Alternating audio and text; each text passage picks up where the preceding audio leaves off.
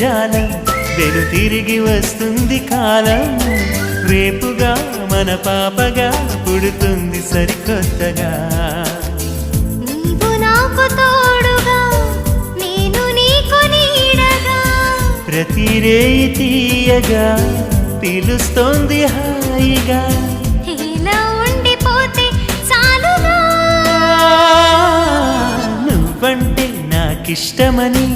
అన్నది నా ప్రతి శ్వాస